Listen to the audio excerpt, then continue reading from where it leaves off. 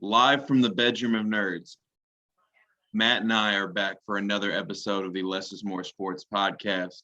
And contrary to popular belief, I do not, and I repeat, do not look like Lil Dicky. You did. When I met you, you did. You had that look. Now you don't. But back in Spanish class, I know that the girls in the back of the room, when I would talk to them in my vain attempts at flirtation, would say, "Your friend looks like Little Dicky," and I'd be like, "I don't even know who that is, but I accept it." So I've never looked like Little Dicky a day in my life. I have never looked like Richard a day in my life, or hi, I'm Dave, whatever you want to say. which gets rave reviews on FX. I haven't watched it, but I kind of want to, simply because it always gets these really good reviews. I've never given it a shot either. I actually like Lil Dicky. I just don't think I look like him, like at all. But they aren't the only ones to say that, though. A couple of my friends, shout out to Gavante Cox, if you were watching this, he was the first that I remember saying it, and then it just kind of took off from there. And then a bunch of my friends started catching on, and I've literally been called Lil Dicky ever since. There's some of their friends, they don't even know me as Les. They know me as Lil Dicky. I'm just like, why? I look nothing like Lil Dicky, like at all. Back in the day, you did. Now, not as much. Now you look more like Carson Wentz with a baby face. I don't see that one either. I'd have to get some red hair going or something. The only person, Carson Wentz has one lookalike, and it's the Prince from London. It's Prince Harry. True. That's how they're going to take over America, is by winning the Super Bowl. Facts, absolutely. I just remember this Eagles fan after Carson Wentz got hurt, the year they actually won the Super Bowl, and he thought with Wentz's injury, their Super Bowl hopes were just shot, and he just starts crying. And he's like, it's so hard to be an Eagles fan. And then all of a sudden, he talks about how unlucky they've been over the course of his fanhood. And he goes, this year we even had the Prince from London, and then he can't stay healthy. And then BDN happened, and they won the Super Bowl. Yep. Mm-hmm. Yeah, we will not repeat that on a podcast, but yes. BDN. Well, we're not going to say what the acronym stands for. We can use the acronym, just not what it stands for. Oh, we're going to use that acronym a lot on this show because BDN also stands for Blue Devil Nation. Oh, God. No, I've done it. I've done this to myself. Yep, you're right. BDN. I have done this to myself. There's no one to blame but me, and I'm sorry to the listeners of this podcast and the people of the world. You should know better than to give me an open opportunity to talk about it. I know, which is why we're never talking about the ACC anytime we're on this podcast. Well, that's ironic because actually today's topic has to do with football, and I feel like there are certain teams in the ACC that will be mentioned. So starting into today's topic, I want to take it from the top, and it was a simple quote that was made, but it was a quote that inspired this podcast. During the NFL preseason, we got to take a look at all kinds of rookies beginning their NFL careers. Trevor Lawrence, Devontae Smith. But the one that I want to talk about is a certain player that I'm high on myself. But not a lot weren't at one time. And that's Justin Fields. I liked him coming out of high school. I thought he would have a great career at Georgia. Obviously didn't work out. Transferred to Ohio State. Turned out for the best. Was drafted by the Bears in the first round of the NFL draft this year by the Chicago Bears, which I think is an absolute great situation for him. But during his first preseason game, the guy absolutely lit it up. He did. And after the game, he made the statement that the NFL seemed slow to him. And a lot of people, that got mixed reviews from different people. They thought it may have been arrogance, may have been confidence, whatever. Well, the angle that I got from it, I can't help but to think how much different today's NFL is versus when I was even growing up. So, Matt, I'm going to start the first question off by asking this. Given how different the NFL is now, do you think it makes an easier or more difficult transition for a college player to transition to the NFL? Before I answer that, which I will, I promise, you have my word as a gentleman and a scholar, I would also like to point out that I think Justin Fields was on to something when he said that, because in his practice, he's going against the Bears defense, the Bears starters every game. And we know the Bears have a good defense. Since like 1821, the Chicago Bears have been the monsters of the Midway. They've been a defensive juggernaut. And then you play like Miami's fourth stringers, guys who are going to be cut in like 3 days, who went to like Delta State University, who signed as an undrafted free agent, who, yeah, I know they're still NFL athletes, but they're not every daggone play. So I get what he's saying. I think that's what he means, is that when he goes into that preseason game, it does feel a lot slower, that competition level, because you're playing guys who are more on your level and maybe even a step below people who would be on like a Big Ten East squad. I mean, maybe you're playing like guys who are like, maybe it is more like playing Rutgers when during the week you're used to playing Khalil Mack, and that makes total sense. So I do get where he's coming from when he says that. So I will give him that. I understand that point. Now, as for your question about the transition, I actually think that it's easier. And I don't know if this is an unpopular opinion or not. And I say this because the more I look at the NFL, the more I see the college game being adapted to fit the NFL. I mean, you look at a guy, I mean, heck, where Urban Meyer and Cliff Kingsbury, who were two stellar NCAA coaches, are already coaching NFL teams. The mobile quarterback, Lamar Jackson, Kyler Murray, which used to be an afterthought compared to like the big armed, hulking, can't move, Phillip Rivers, Peyton Manning, Drew Brees archetype, is already shifting away. You want a guy who can run now and have a big arm. So I think that transition is slightly easier.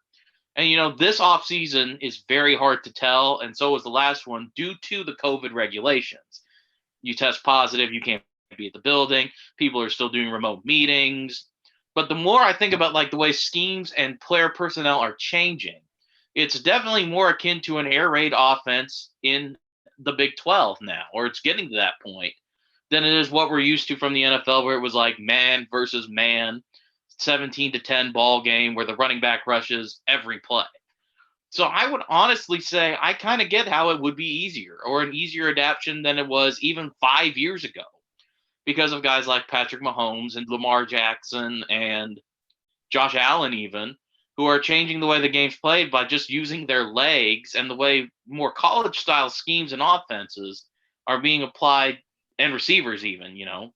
Like drawing up plays for your fourth receiver. No one ever heard of McCole Hardman until 2 years ago, and now you've got an innovative offense like that works with it. So I would say I would expect it to be a little bit easier, because especially if you're an offensive player. Defensive player, maybe it's a little bit harder because you have to figure out like every offensive play, but it's still a lot of what you see in college. There's a lot of air raid. There's a lot of keep the quarterback contained. So I would not be surprised at all if I ask a guy who played 5 years ago, if I ask Andrew Luck right now, God bless his soul wherever he is, if I ask him what was harder, college or pro, I would expect him to say pro. But if I ask Justin Herbert, I wouldn't be surprised at all if he said it was an easier transition than he ever expected. You know, not only do I agree 100% with you, but some statistics agree with you as well. This is one of the few times that I will ever, and I mean ever resort to Bleacher Report as getting my information. However, they are probably the most credible source that I could find these statistics. From 1990 to 2015, Bleacher Report did a certain statistic that talked about the positions in the NFL draft that had the highest bust rate. You know, being that the NFL is a more offensive-driven league, I wanted to focus this podcast today on strictly offensive players. So right. Coming in at number one overall, we had running backs with a 46.9% bust rate. Number two is quarterbacks with 40.4%. The fourth highest, or third on the out of offensive players, is wide receivers. And, of course, coming in at fourth and ninth overall is tight ends. But I agree with everything you just said. Look, we all familiar with the old saying, defense wins championships, offense sells tickets. At the end of the day, as much as you want to win games, you're also trying to bring in revenue and bring in people, fill up those stands as well. And offense has been the best way to do that, and the ratings have proven that. I mean, dating back, I remember one of the first transcending offenses of my lifetime, the greatest show on turf, St. Louis Rams at the times. You know, they were one of the first teams to actually run 4 wide receivers on the field and would throw on first down. At the time, that was unheard of, and now you see it very commonly. And you They alluded and would throw on first down, and they still had Marshall freaking Falk. Yes, I mean, okay, yes, it does definitely help to have Marshall Falk in your backfield as well. But I think you alluded to the point perfectly that offenses are getting more creative, and given the fact that in college, some of the former pro style offenses in college were based on teams that could recruit these, 5 stars from down south and these big bodies, and they could run those old traditional pro style offenses. But the colleges that couldn't necessarily get those recruits, they had to get creative, get their playmakers out in space and find ways to put points on the board. And I think the NFL has taken notice to that. And that's why they have transitioned more to the offensive game. I agree 100% with what you said as well, that I think it's it's an easier transition for offense, but I think for defense it's becoming harder because, again, the league is just favoring a more offensive game. Yeah. But I want to also talk about, the point you made about the likes of Kyler Murray and Lamar Jackson on that end as well. And that is just how players have changed during this transition. I remember growing up, we knew what a pro quarterback looked like. You had to be around 6'2" and above, a statue of a pocket passer with a big arm. Now you don't necessarily need to be that. I mean, you look at guys like Russell Wilson and Kyler Murray who are 5'10" and below. I mean, it's nice to have a 6'6" quarterback like a Justin Herbert or a Josh Allen or a Trevor Lawrence playing for the Jaguars next year, but it's not a necessity. The game is, and I want to allude to a statement that Baker Mayfield made on the herd, that the game is so spread out nowadays that the size of a quarterback doesn't necessarily matter. But it's not just the quarterback position that we're seeing change. Back in my day, it didn't matter what position it was. You could just look at a player and say, okay, that's a pro body. That's going to fit a pro system. Nowadays, it's not so cut and dry anymore. Because back in my day, you would see these players put up just gaudy numbers in college and not translate at all to the pros just based on the systems that they ran in college. But as you alluded to, a lot of these systems are being run in the pros, so it's a much easier transition. Now, you have players with all different types of body types playing, whether it be quarterback, running back, receiver, tight end. It's just made for a more fascinating offensive game nowadays. And I don't know about you, but I kind of like it. I do too. I mean, it's interesting to see what kind of plays an offense will drop. I mean, I think that's part of why we all fell in love with the Kansas City Chiefs and why we fell in love with Justin Herbert so quickly, is just watching these guys just run out of the pocket, do the flip around, do the end reverse. The flea flicker came back, gosh darn it. It's just wonderful to watch professional giant athletes go out there and make one-handed catches like it's a circus. It's fun. I mean, there's nothing wrong with defense. And I mean, we saw last season in the Super Bowl that for one game, defense still did reign supreme. It was Shaq Barrett and Devin White who were trying to stop Patrick Mahomes and doing it fairly successfully. So I think but you're right. The game is offensive, pure and simple now. For a game, you might get a really good defense. We did have the Legion of Boom, but even the Legion of Boom was supported by Russell Wilson and Marshawn Lynch, who were just as explosive.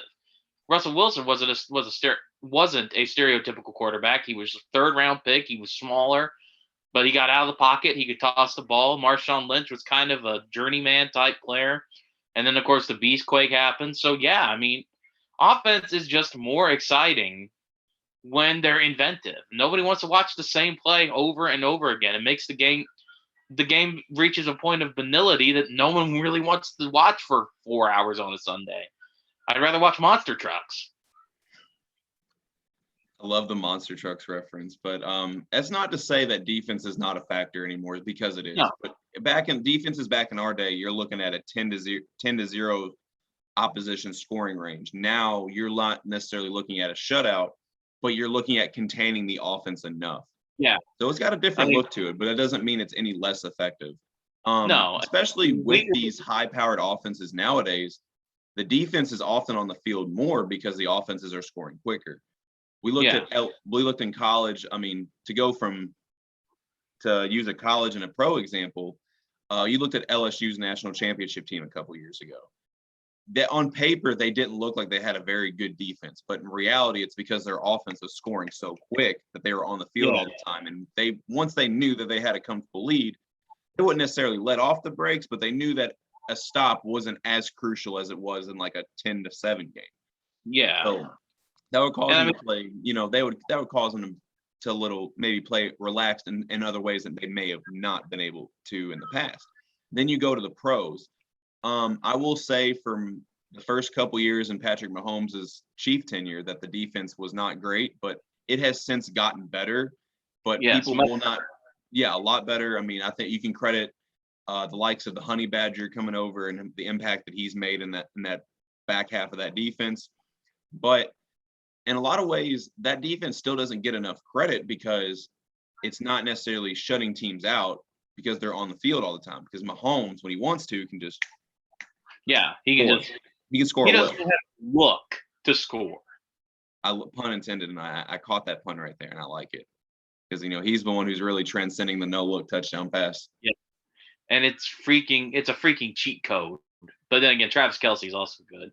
And you're right. When I think about the teams of my formative years, and less yours too, we remember the Ravens where it was like Tony Siragusa and Ray Lewis, and then a healthy dose of Jamal Lewis, or the Buccaneers with Warren Sapp and John Lynch, and then Mike Alstott would just run the ball up the gut for like the next 40 minutes, and the game would end at like 14-0. So it definitely is an adaptation to like watching defenses be on the field more and play a little bit more zone instead of just trying to blatantly overpower other offensive lines like we grew up looking. I mean, even the 06 Bears were like that, And it's interesting to see too that how like the days of like the fluke quarterback, if you know what I'm saying, the Trent Dilfers, the Brad Johnsons, the Rex Grossmans, ending up in the Super Bowl and even playing a competitive game, have kind of come to an end as of late. I can't really think of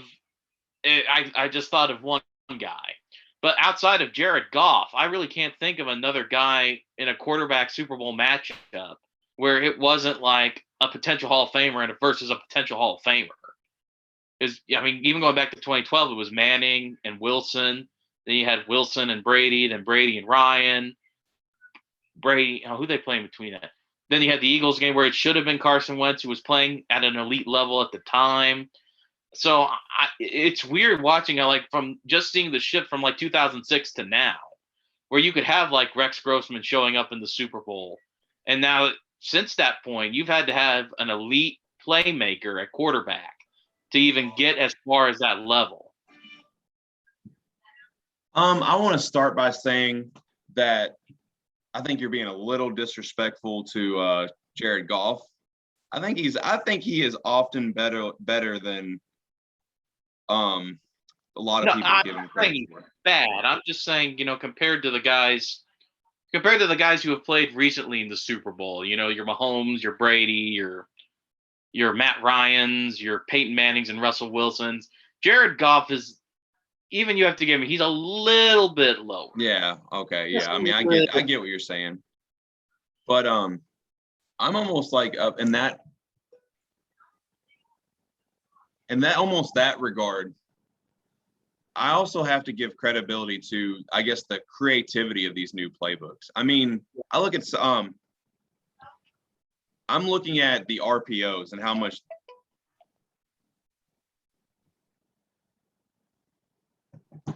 I'm like the RPOs and the new play callings in the NFL. I mean, any backstory about how the RPO was invented?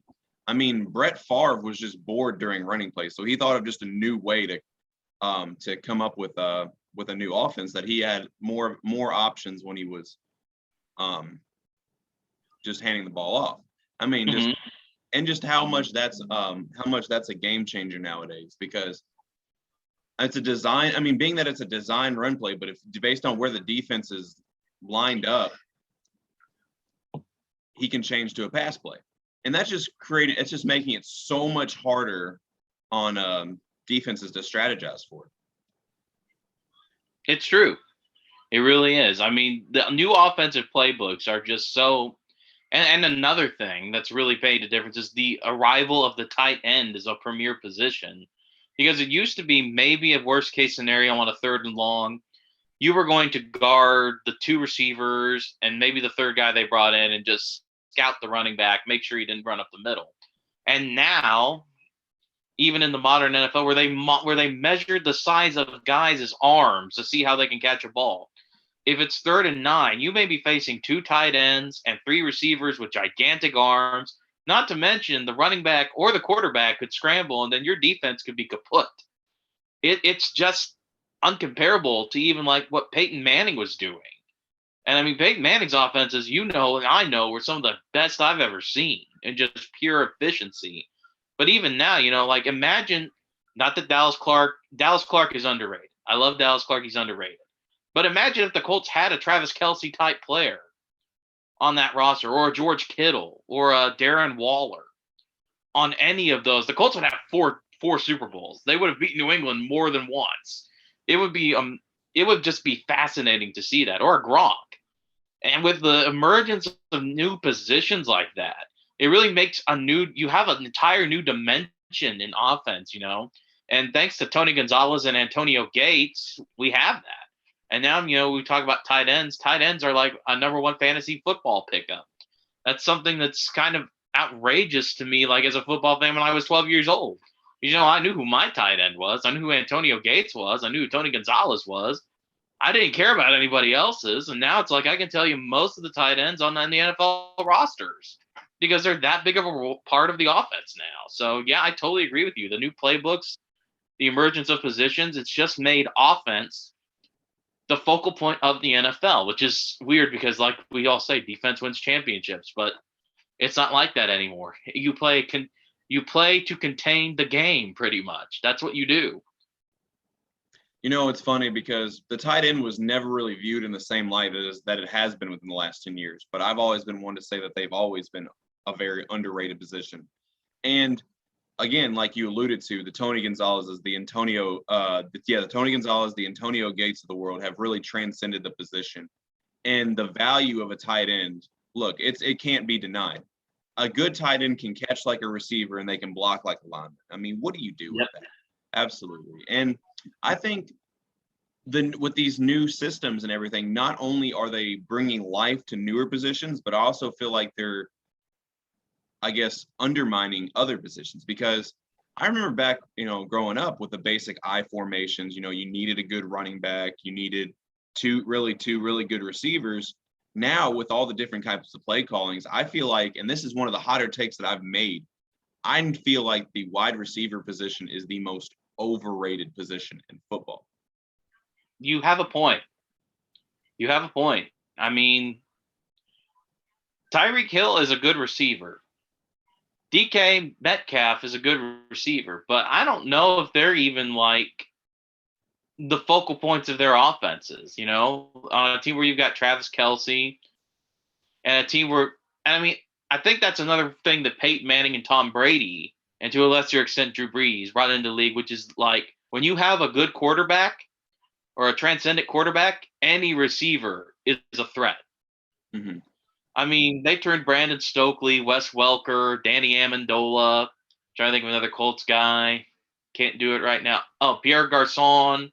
Trying to think. Austin Collie. They turned those guys into looking like they could burn up the league. And today, where you have a quarterback with a giant arm and mobile, you know, you don't really need. It helps if you do have a star receiver. But I mean, you've got guys, you know, you have one star. I can't tell you another receiver on the Chargers other than Keenan Allen. Justin Herbert still threw for a rookie record. I couldn't tell you another wide receiver on the Bengals outside of T. Higgins, and that's because I'm a football fanatic who lives in the Midwest. And Joe Burrow was still going to win Offensive Rookie of the Year before he got hurt. So, I mean, I think that's totally valid Because if you have a good enough quarterback or an athletic enough quarterback, he can turn literally any player into a threat. It doesn't matter if they're like a walk-on, that's your thing. It doesn't matter if they're an undrafted free agent. If they're good enough and the quarterback is good enough, they will become an integral part of the offense. So, yeah, I totally think you're right. I totally agree with you. And I mean, that might be a lesson a guy like Michael Thomas is about to learn the hard way down in New Orleans, because New Orleans still has receivers. Jameis Winston's still a new quarterback. He could build a connection with one of those guys and end up being really good. And it's like, maybe we didn't need Michael Thomas. Not to say Michael Thomas isn't a good receiver, but you understand the point I'm trying to make. I agree with you, is that it is slightly overrated, because a lot of the performance of your receivers, I mean, you can have the best receiver in the league, but if you've got a guy who can't get the ball to him or deliver it to him, then what's the point? And it's a lesson that OBJ is learning right now. And as much as I like Baker Mayfield, just to connect, whatever connection with him and his receiver with OBJ just isn't there. And he's not having the same impact that he had in New York. But, and again, Michael, as you said, Michael, this is a lesson Michael Thomas could learn very fast. But it's not even just obviously that's the number one thing we look at, is if we have a good enough quarterback that can get him the ball. But even if you just have a system that can get these guys open, and the right play calling as well. But I get the appeal with receivers. You know, they're flashy and they're fun to watch, and I get the appeal. But every debate I get into when we talk about what makes a good team, I always hear the term like, "Oh, well, so and so doesn't have any receivers," or I'll just, you know what, I'll just go ahead and get it off my chest. My typical Lamar hatred of the podcast. Every time I talk about Lamar and his shortcomings, I always hear the number one phrase, well, he doesn't have any receivers. Okay, well, he's got a good offensive line. He's got a good tight end room. And up until the ACL tear to J.K. Dobbins, has a really good running back room. And he's always had a great defense behind him. I think he can live without receivers. And I think I always have to tell those people, you don't, especially in today's game, which is surprising enough because with it being a pass-happy league, you don't win games off of your receiver room. Receivers are a luxury, not a necessity. And this brings me to my next point, is I always hear about how much more valuable receivers are versus running backs. And as weird as it is to think about, because growing up, most teams were run dominant teams. And, you know, they were always, and their offense was on the back of a running back. Yeah. The unpopular opinion I'm about to say is that I think running backs are more valuable now than they were back then. And the reason I say that is because they are getting less touches. They have to do more with those touches. And now they also have to catch passes out of the backfield. That's and true. They have to pass block more. So I think a good running back is more valuable now than it was even back when offenses were centered around them, if that makes any sense. You're really going to like the list. You're really going to like my list then. You're really going to like something I have on my list. Is this your when we get to our top 5, our bold predictions? Oh, yes. I have several surprises in store, Les. Several. Well, you know what? I've about said as much as I can say, unless you got something to add. No, not really. I mean, I think we've covered it pretty well overall, which is that, like, offense is at a state now where it's more explosive than it's ever been before. And it's more based on system rather than player. Yeah, having great athletic, freakish players helps. But if you have a good system, you can really change the outlook for your team. And that's a good thing, I think. It makes the league more competitive. It puts more emphasis on having a complete roster rather than just a few lone superstars. And overall, I think that's part of the reason why the Justin Fields is correct. It's a little bit quicker because you have more interchangeable parts. You don't have old stuck-up people trying to tell you what to do. I mean, I'm sure you do, but it's more of a fluid situation, just like college now, where you never know, where you work with who walks through the door for practice, then you just go for it. And yes, and the offensive-driven league is now also causing NFL teams to dive deep into the creativity playbook and take plays from even the high school and college playbook, and it's made the transition easier. But now we are getting into everyone's favorite section of the podcast, our top 5. But it's going to be a little bit different today. Matt is going to give his 5 bold NFL predictions. I am going to give my 5 bold college football predictions. But before I don't know about Matt, but before I get into my bold college predictions, I am going to give my college football playoff prediction, national champ, and Heisman Trophy winner and Coach of the Year.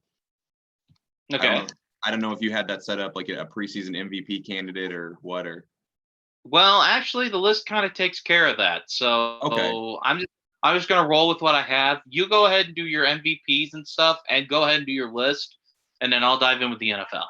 All righty. So first and foremost, here my 4 preseason college football playoff enrollees. Late And registration. actually, no. Given the list, I think it'll be tied in better with if I give my Heisman prediction. So Heisman prediction first, I have Spencer Rattler, the quarterback out of Oklahoma. I don't want to make a too unruly comparison to him, but I see, and a good friend of mine, Jacob Lucas, is the one who pointed out this to me years ago, and I've seen it ever since, and I've watched him since high school, and the kid has a lot of Patrick Mahomes in him. I'm not saying he is Patrick Mahomes. Right. There's a lot of similarities there. He has the big playability. Yes, absolutely. And not to mention he's in a Lincoln Riley system that, as we just alluded to, how much of a system matters.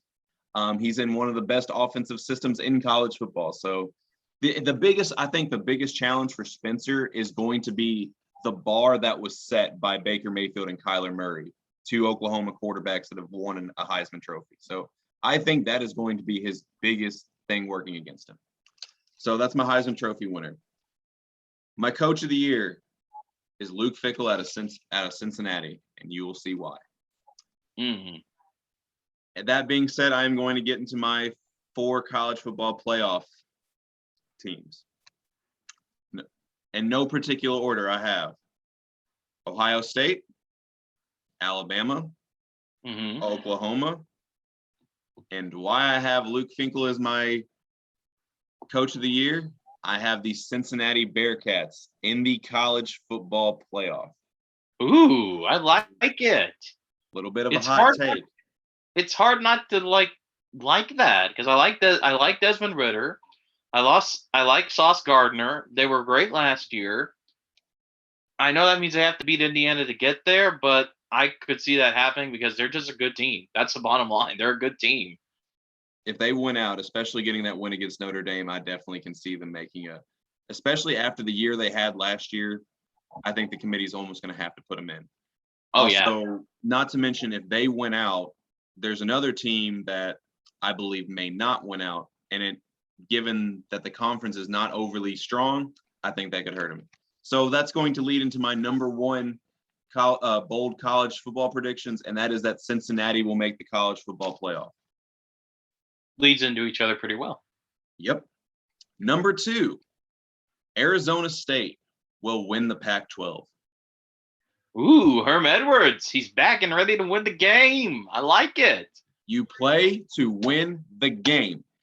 And the Pac-12 championship. And when you got a quarterback like Jaden McDaniels, that's exactly what you can do. Expect for the Sun Devils to make some noise in the Pac-12 this year. Number 3. And I got to be careful how I say this because I don't want to give anybody the wrong idea.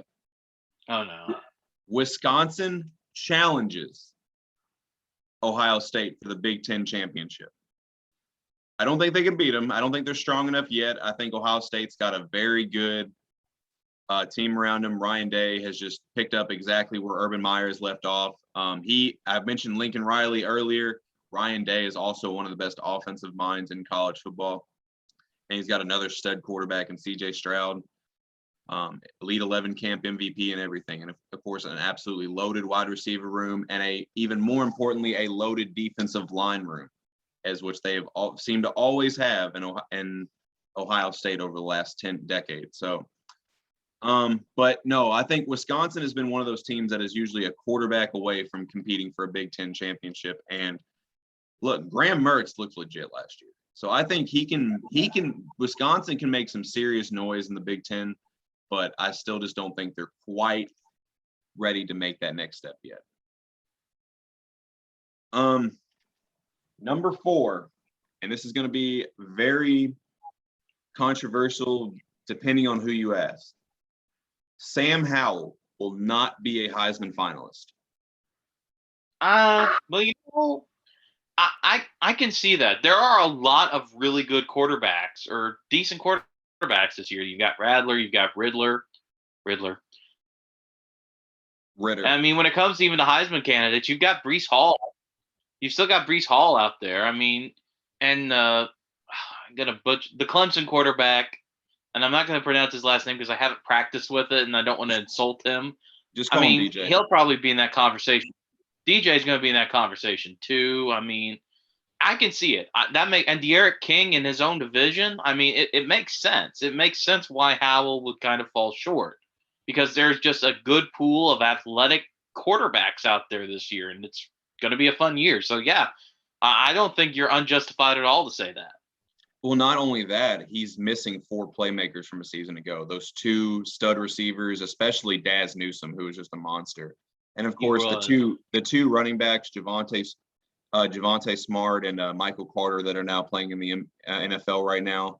So I think he lost too much around him to put up Heisman-like numbers. I think he's a very good college quarterback. I think he'll have a fine season. Heisman season, not seeing it. No, not to mention, I know it's going to sound very ironic because of who I picked to win the Heisman and Spencer Rattler, but it's hard enough for a pocket quarterback to win a Heisman nowadays. Rattler, I believe, is mobile enough to where he can make enough plays on his ground to get recognition, but it's hard enough nowadays for a pocket quarterback to win a Heisman unless you have like a Joe Burrow or Mac Jones type season. But especially with the loss of his 4 playmakers around him, I just don't see him putting up crazy numbers like that. And at least he's got his offensive line coming back, so that'll be good for him. But that is not to say, and you will find out later why I say this, that is not to say that he will not leave his impact on college football this year. No, I can totally believe that. Number 5, and this is definitely a homer pick, Texas will impress for the future. New coaching staff, total new culture being built in the 40 acres. Not to mention Bijan Robinson. Well, we know what Bijan's going to do. But he's going to be a monster.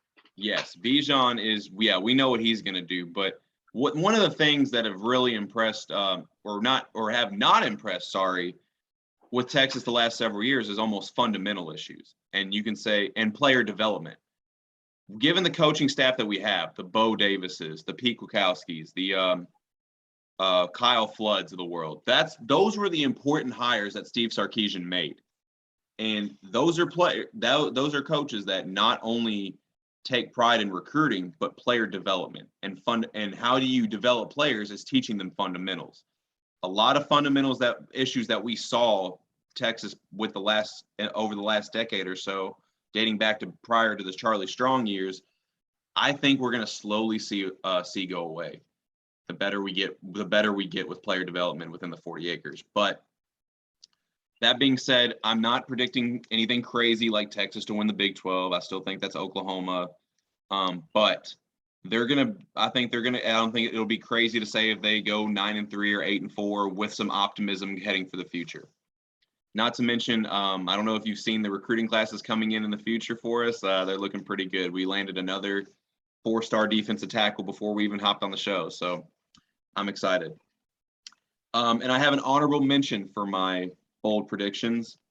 This one probably should have been number 5 instead of the Texas one, but I had to throw my Texas one in there just to be a homer. It's okay. We'll allow it this time. Hook 'em horns.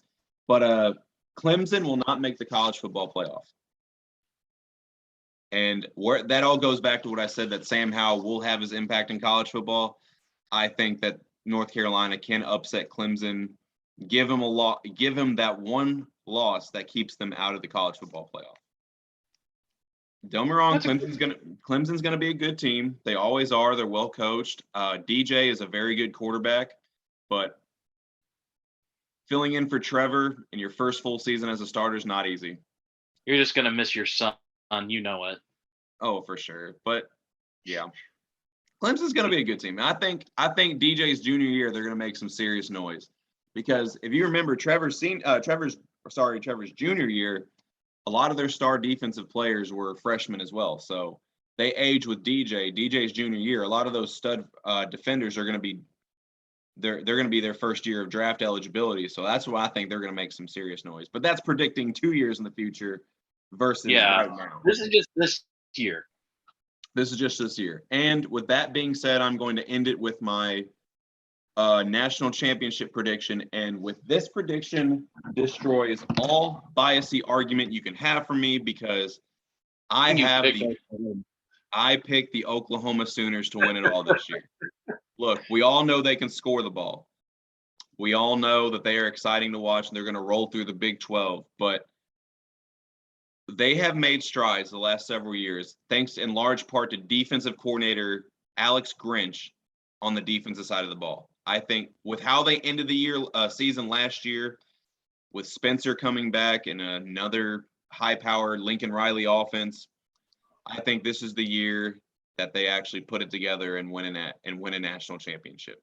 I'm gonna hate every second of it, but I think this is going to be that national championship they need to win prior to joining the SEC. Yeah, and this would be a good year to do that. You're 1,000% correct. And getting over the Alabama hump, that's always a tough one. So it'll be interesting. I would love to see that in the national championship game, just to watch those two quarterbacks go at it. So I would hope for that as well. But that concludes my bold college football predictions. So, Matt, we are heading to the NFL, just like our podcast topic, transitioning from college to the NFL. Ooh, wordplay right there. Yes, you did really well. And you know how I never do anything halfway done. So I've got not 5, not 6, not 7. I actually have 8 bold NFL predictions out of nowhere, because I couldn't limit it to just 5 because I loved all of these so much. So I'm going to start with number 8, which is Zach Wilson winning Offensive Rookie of the Year. Everyone's talking about Najee Harris, and I understand why. Pittsburgh is an established team with an aging quarterback and yada, yada, yada. That offensive line still has some problems. They have a lot of problems, let's be honest. And while he's a good player, I don't think Najee Harris is going to be totally the focal point of that offense still, when you've got a guy like Claypool and you've got a guy like Juju Smith-Schuster out there to throw to. But Zach Wilson is being thrown basically into the wildfire of New York City with a rookie head coach, decent to middling receivers. They went out in free agency, got a couple, and an okay offensive line. So I think that he's going to end up winning Offensive Rookie of the Year, simply because I don't know what else who else is going to win it. I thought when he was healthy that Rashad Bateman was actually going to win it, speaking of receivers from Baltimore. But now with his groin injury, I'm not sure when he'll be back. But he was a player I was really looking forward to seeing, and now not so much. And I know everyone loves Trevor Lawrence, but Jacksonville is Jacksonville. It's not going to get the media coverage that a good, decent game in New York is going to get you. So that's why I'm going with Zach Wilson as Offensive Rookie of the Year for my number 8 bold prediction. You know, I wasn't big on Zach Wilson at all, but you know, I respect your take. Yeah, he's got talent. We'll see.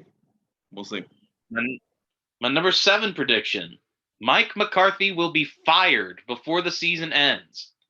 I think he'll get fired around Thanksgiving, because even if the Cowboys are better than we think they are, watching the clips of Hard Knocks I've seen, he's just not the coach for this team. He doesn't seem to mesh with that team as well as you think he would. And last year, with the injuries and the adversities, I know they say that makes you stronger, but I just don't see it happening. I just really don't.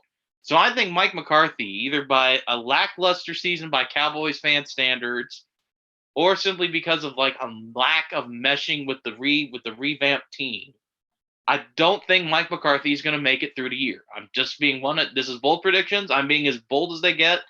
I just don't think he does. I think he'll make it till around Thanksgiving or week 9. And that's it. I don't really know, because the Cowboys, they do have a tough schedule. And that division, as much of a joke as it was last year, isn't as big of a joke this year. While we know Washington and what they're capable of, the Giants have improved a little bit. Who's the other team? Philadelphia's going to suck, but the other two teams in that division, they're pretty good. So you never know. They could drop a couple they're supposed to win. Everyone starts looking at the coach who's already got a losing record, an old school coach, not a very innovative playbook with a good young quarterback. If he wants him gone, he's gone. So that's why that's my number 7 prediction is that Mike McCarthy will be fired before Black Monday of the NFL season. I actually do not believe that's that bold at all, because I feel like I'm already hearing talks of him getting fired even last season. And I think Cowboys fans learned a lesson from waiting too long to pull the trigger on the Jason Garrett firing, that they do not want that to happen again. So if we don't see results, like you said, before Thanksgiving, I think he's got the boot. Well, that one was bold. Let's see what you think of this one. We've heard a lot about him. We've heard a lot about Josh Allen as the MVP candidate and whatnot. The Bills aren't winning the NFC East. They're not. The AFC East? Yes. And here's why. If I'm making a bold prediction, what kind of reports this week have we been getting out of Miami? That they're unsatisfied with Tua's performance and they're still trying to go after Deshaun Watson. If you give Deshaun Watson a decent team with a good offensive line, a defense coached by a Bill Belichick disciple, and a good receiving core that's on the up and up, especially with Will Fuller, who he's already got chemistry with, I think that might be a better offense than the Bills, really, even with Stephon Diggs. And if you get them at home, maybe while they're sleeping, and you beat them there, you could win.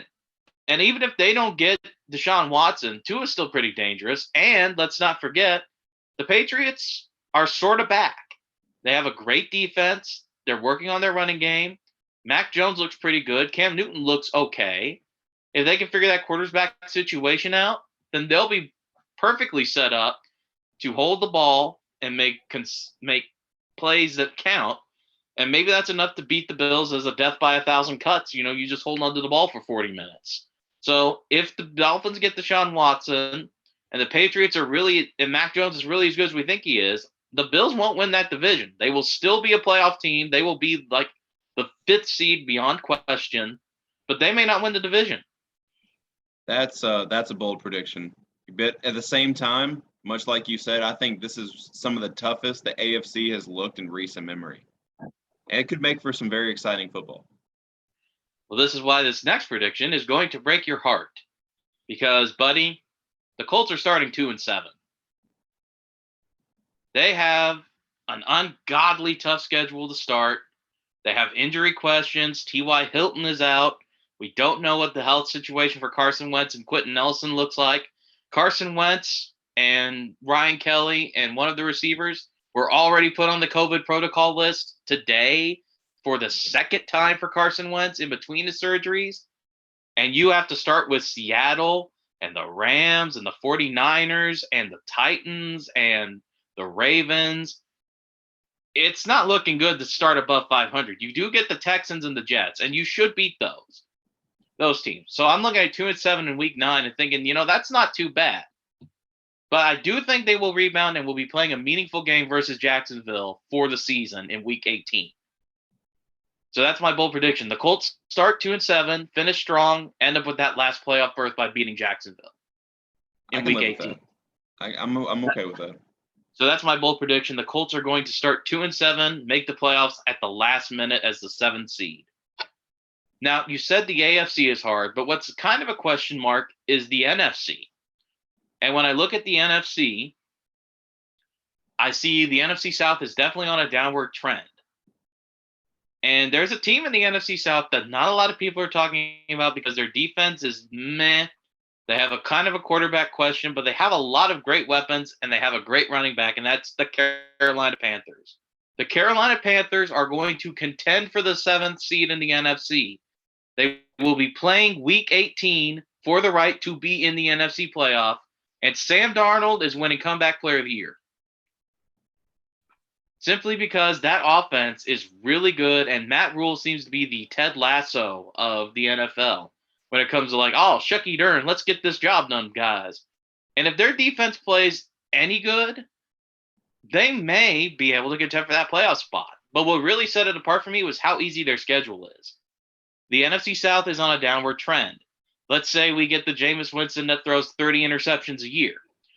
Let's say Atlanta continues to dismantle any sign that they were a dynasty at one point. That's 4 wins right there.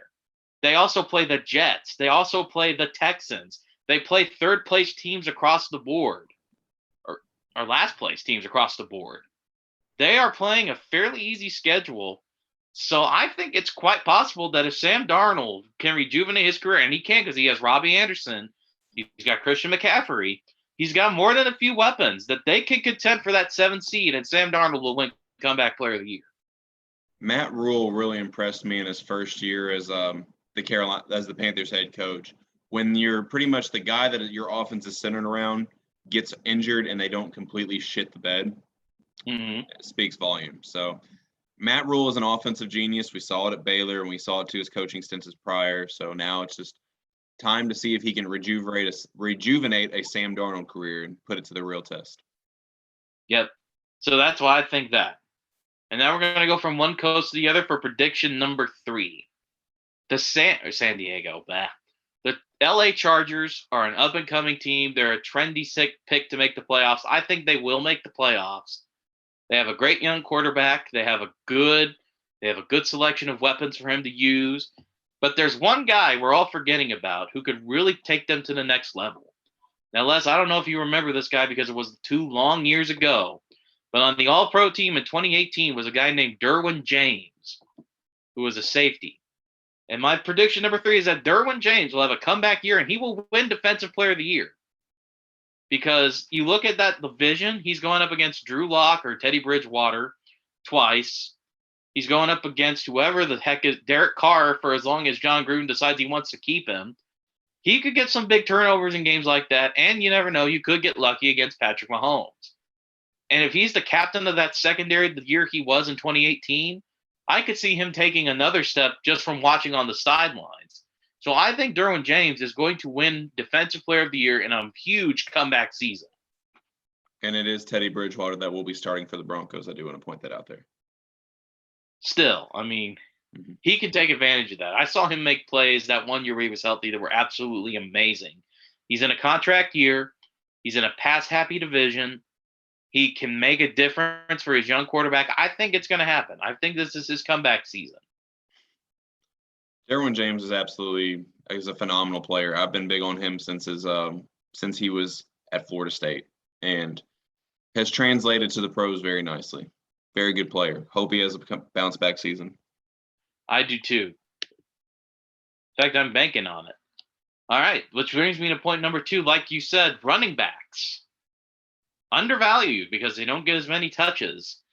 It's a quarterback's league. Will Mahomes, will Brady, will Rodgers win the MVP this year? No, it's not any of those guys. Derrick Henry is going to win the MVP this year. Derrick Henry is going to get a lot less attention now from defenses. Now that they have to account for Julio Jones and A.J. Brown. He's still the best running back in this league. And if Ryan Tannehill, he's been on the virus list a couple times too now. If Ryan Tannehill ever falls ill, all the quarterback who replaces him has to do is hand the ball off. And you're giving him another game to rush for 2,000 yards on somebody. Because they are going to be playing like the stiffest competition because of the interleague rules. So I think that Derrick Henry is going to rush for 2,000 yards, help the Titans finish over 500 and high in the playoff standings, and Derrick Henry will be your MVP of the 2022 NFL season. 2021 NFL season. I can see it. He's got back-to-back 2,000-yard rushing seasons. Might as well win MVP next. And you know what? My fantasy team's going to love it because he was and I'm in a keeper league in fantasy football, and Derrick Henry is obviously the guy I keep the last 2 seasons. So good idea. But yeah, that's why he's my number 2 to win the MVP. But my number 1. Who is winning the Super Bowl? I already know that's where you're going. They're not winning the Super Bowl, but they will make the Super Bowl, and that is the Cleveland Browns. I have no problem admitting that I am in love and infatuated with this team, little sports team that could from Cleveland. And I look at their offense. Baker Mayfield has finally seemingly gotten over his need to be Superman. If Odell Beckham comes back with a little bit more humility and a little bit more focus on the game, that's good. You've got Nick Chubb. You've got running backs galore in that backfield. You still have one of the better offensive lines in the league. You've got Myles Garrett on the other side. I think they got a steal with Jeremiah Osowu from Notre Dame in the draft. Absolutely. I think that with a couple tweaks that they can make in the season, that the Cleveland Browns, because of the way the Chiefs have had to heavy is the head that wears the crown, and the Chiefs have been wearing the crown for an awfully long time. And it would just be magical to me to have like the team from Cleveland end up in the Super Bowl. Now, I'm not going to say they're going to win it because I need to see who's going to come out of the NFC first, because the NFC is very top heavy, but there are a lot of good teams at the top. But I think the Cleveland Browns are going to win the AFC this year and finally make it back to the Super Bowl. So since we're doing bold predictions, who do you have? Who, if you had to make a prediction right now, who is coming out of the NFC? Ooh, I hate to do this, but I really like what they've done, and they brought everybody back. And if there's anything we've learned, it's never to count them out. And that's Tom Brady and the Buccaneers coming at Buccaneers Browns for alliteration in the Super Bowl. I respect it. Because I can't really, when I think about the NFC, like the teams I think about all have a huge issue. The Packers have chemistry issues. We don't know how Rodgers is going to feel when he's back. Will there be any resentment? We don't know who's the starting quarterback for the San Francisco 49ers. We know they're a good team, but who's going to start? Is that going to be an issue? Seattle still has some questions on the defensive side of the ball. Washington, good defense, not good enough to win the Super Bowl. On offense, especially with Fitzpatrick, who's a miracle man, but has never been Kurt Warner or anyone like that. I'm trying to think who else. The Rams. I don't get quite the Rams hype. I know Matthew Stafford is a good quarterback, but I don't really know what makes him the guy that's going to take it from being good to being like the best team in the NFL. I just don't see that because he is older. He could get hurt. You never know. I mean, he's had injuries before. I'm not really that super duper high on the Rams. I think they're going to be a good team. They're going to make the playoff, but I don't know how they're going, especially because Matt Stafford's only got one playoff game. He could get jitters. He could get issue. He could be mentally unprepared for that. Unlike Tom Brady, who's been there like 18,000 times and will continue to show up. So I'm still pretty high on the Buccaneers, and I just really like the Browns. They got over when the Browns is the Browns comment happened, and given the history between the Browns and the Steelers, I thought that's it for the Browns. They're going to let that mentally get in their heads the wrong way. They're going to make a bunch of stupid mistakes, and they're going to cost themselves their first playoff win in a long time. And then it turned out it was the opposite way. The Steelers let that get in their heads, and they ended up making a lot of stupid mistakes. So I think the Browns have exercised some of that bad momentum, and I wouldn't be surprised at all if they ended up in the Super Bowl. Really, I wouldn't. So I would take the Buccaneers and the Browns right now. Some bold predictions from me and Matt today. But for those watching the show, that has concluded all the content Matt and I have for today. Give us your bold predictions in college and NFL in the comment section below. And if you liked what you saw, give a like and subscribe to the channel. Less is more sports. Before we get going, I do want to update the fans on the stand bracket. And as of right now, Duke J.J. Redick, Tim Tebow, Floyd Mayweather, and Conor McGregor have advanced to the next round, with Peyton Manning, Odell Beckham, Russell Westbrook, and Derek Jeter all being eliminated. More matchups are coming soon. But I'm very impressed with that. I am happy Tim Tebow advanced because I suggested that one. Yes. Oh, yeah. Tim Tebow actually got a few votes, but yes, you definitely suggested that one. I'm vindicated now. That's what matters. I am a genius. You know what's funny is that you accuse me of getting a little homer pick with the Duke JJ one, but he's advancing to the next round, knocking out Russell Westbrook. So, which was a little surprising to me. I'm not gonna lie. Laker fans are sticking up for their new point guard by not voting for him. Yes, they're trying to prove he's not a problem by not voting for him. Absolutely. But that's all the time we have for today. Me and Matt are out. Bye. Have a nice one.